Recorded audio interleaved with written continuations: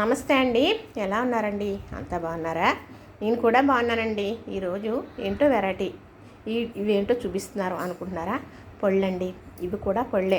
ఈత పళ్ళు. ఈత పళ్ళు అంటే పూర్వం చాలా బాగా సులువుగా లభించేవి. ఎందుకంటే మరి మాదైతే పల్లెటూరు. కాలువల పక్కన, బోధుల పక్కన అక్కడక్కడ మరి ఎడారుల్లో కూడా చక్కగా ఈత చెట్లు ఉంటాయి.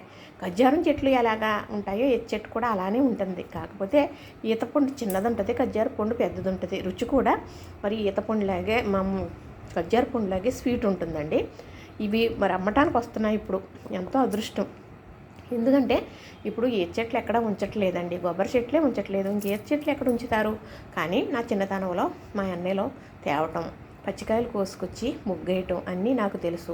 మరి మాకు ఎక్కడైతే ఇంటి చుట్టూ మరి పక్కన పంట కాలువ బోధి ఉండేదండి. అక్కడ చెట్టు ఉండేది. మంచి మంచి ఎర్రటి పళ్ళు మట్టిలో పడితే ఏరుకుని కడుక్కొని తినేదాన్ని. మరి అలానే మరి అన్నయ్యలో చెట్లు ఉన్న చోటకి వెళ్ళారనుకోండి, ఆ కాలగొట్టుకి చెరుగొట్టులకి వెళ్తారు కదా, గొట్టు అంటారన్నమాట. అక్కడ పనికి వెళ్తే అయితే కోసుకుని ముగ్గితే గెలలో కర్ర పెట్టి ఊపితే రాలిపోతాయన్నమాట అండి అవి.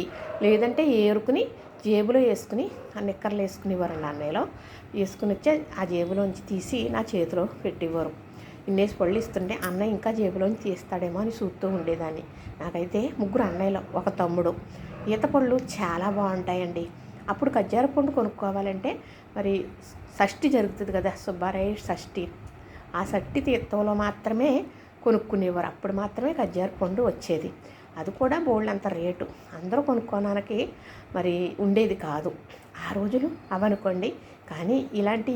కానీ ఎక్కడైనా పండు పొలం మామిడి పళ్ళు లభించాలి అంటే పల్లెటూరులో మరి తోట ఉన్నవారే కాదండి, తోట లేని వారు కూడా చక్కగా తోట ఉన్నవారు తిన్నట్టుగానే తింటారు. ఏరుకోవచ్చు, తెచ్చుకోవచ్చు అడిగి. అంత గొప్ప ఇది మటండి అప్పుడు. అలాగా అంత స్వతంత్రంగా ఉండేవారు. ఇప్పుడు ఏదైనా కొనుక్కోవడానికి దొరుకుతుందండి. అది కూడా అదృష్టం అని చెబుతాను నేను. చక్కగా ఇవి ఈత పళ్ళు. చక్కగా మరి నేను ఏరుకునేదాన్ని అని చెబుతున్నాను కదా. మా ఇంటికి దగ్గరగా పంటకాలం బోధి ఉంటే, ఆ బోధి పక్కన చెట్టు ఉంటే మరి ముగ్గుపోయి ఇంతంత పళ్ళు మట్టండి సరిగ్గా ముగ్గుపోయి రాలి పడి ఆ రంగు చూడటమే నాకు ఇష్టం అండి. అంత బాగుండేది అనమాట రంగు. చెప్పలేనండి ఆ రంగు, వర్ణించలేను కూడా నేను. అయితే ఎంత స్వీటు అంటే చాలా బాగుండేది, పిండిలాగా ఉండేయండి. అయితేనే అలాగా తర్వాత తినేసిన తర్వాత గింజలు మరి చుట్టూ నేలే కదండి, మట్టి నేలే, పల్లెటూరు కదా, ఆ మొక్కలు ఈ మొక్కలు ఉంటాయన్నమాట. అలా పాడేసామనుకోండి, ఈత గింజ మొక్క వస్తుంది అన్నమాట. ఈడ నుంచి వస్తుంది మొక్క, ఇక్కడ నుంచి వస్తుంది అనమాట అండి. తెల్లగా ఉండొచ్చు చూసారా. ఆ మొక్క వచ్చిన తర్వాత ఇంత మొక్క అయిన తర్వాత సరిగ్గా మన జానడ మొక్క అయిన తర్వాత తీసేమనుకోండి, గింజతో సహా మొక్క వస్తుంది.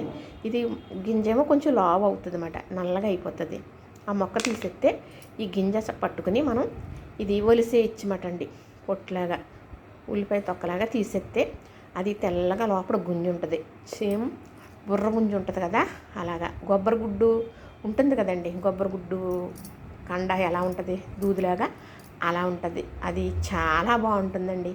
నాకైతేనే తెలుసండి. నేను అలా చేసేదాన్ని. ఆ మొక్క లాగితే ఆ గింజ తీస్తే ఆ గింజ ఒలిస్తే గుడ్లాగా, తెల్ల గుడ్లాగా వచ్చేదండి. తియ్యగా బుర్రగుంజిలాగా, అలానే కొబ్బరి గుడ్లాగా ఉంటుందన్నమాట. కానీ ఈ గింజలు మొక్కలు వచ్చిన తర్వాత నేను మీకు చూపిస్తాను. ఇలాగుంది, ఇదిగో చూసారా అని. అది చక్కగా దీంట్లో వచ్చే బుర్రగుంజిలాగా ఉండే గుంజు మీకు నేను తప్పకుండా చూపిస్తాను. కొన్ని గింజల మొక్కలు వేసి నేను చూపిస్తానండి. అంటే ఎన్నో రకాలు ఉన్నాయి సృష్టిలో. ఇప్పుడు చాలా రకాలు ఉన్నాయండి. ఈత పళ్ళు అంటే పూర్వం నుంచి ఉన్నాయని చెబుతున్నాను. కానీ పూర్వం నుంచి న్యాచురల్గా మనకి అప్పుడులో లభించేవి ఇప్పుడు కొద్ది లభించటం లేదు. ఇంకా వేరే ఏదో లభిస్తూ ఉన్నాయి మనకి. కానీ ఏదైనా కూడా మనకి లభించినప్పుడు దాన్ని మనం చక్కగా ఆహ్వాదిస్తూ తినాలండి. తింటే అది ఒంటికి పడుతుంది. దానివల్ల మనకు కొన్ని రకాల విటమిన్ అందుతుంది. ఏ విటమిన్ ఉన్న ఫుడ్ అయితే ఆ విటమిన్ అందే తీరుతుంది కదండి. నాకు చెప్పటం అంతగా తెలియకపోయినా అటు ఇటు ఏదైనా అర్థం చేసుకోండి. నేనైతే పెద్దదాన్ని, నన్ను మీరు ఇంకొకలాగా అనుకోవద్దు. మరి బ్యాడ్ కామెంట్లు ఏమీ పెట్టవద్దు. నచ్చితే చూడండి, నచ్చకపోతే మీరు అదే తీసేస్తారు కదా, అలా తీసేయండి. నాకు ఏమీ తెలియకుండానే వీడియోలు తీస్తూ ఉంటానండి. నాకు తెలిసింది చెప్పేయాలనే ఒక ఆదుర్ద బాగా ఎక్కువండి. ఎవరేమంటున్నారన్నా, ఎవరో ఏదో ఇది ఏమనుకుంటారో అని అనిపించదండి. తెలుసు కదా నాకు ఈ విషయం చెప్పాలి అనే ఒక తపనతో మీకు ఇలా వీడియోలు చేసి పెడుతూ ఉంటాను. అయితే ఈత పండుగ గింజకూరు అంటారన్నమాట. అంటే ఇదంతా గింజే, చూసారు కదా, పండు ఎలాగుందో గింజ అలాగే ఉంది కదా, పెద్ద కండ ఉండదు, కానీ రుచి అండి తినవలసిందే. చూసారు కదా, నచ్చింది కదా, లైక్ చేయండి, షేర్ చేయండి, సబ్స్క్రైబ్ చేయండి.